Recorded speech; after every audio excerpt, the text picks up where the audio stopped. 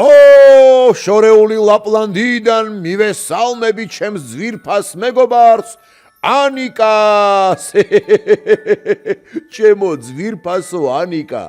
გილოცავ ახალ წელს და ეს არის მრავალს შენ საყვარელ ადამიანებთან ერთად მე მთელი წლის განმავლობაში ყურადღებით ვაკვირდებოდი შენ ამბებს და ძალიან გამიხარდა როცა ვნახე რომ მამიკო ნიკასთან ორ კლიპში მიგიღია მონაწილეობა ძალიან მომეწონე და იმედი მაქვს შემდეგ წელს უფრო მეტ შენ წარმატებას ვიხილავ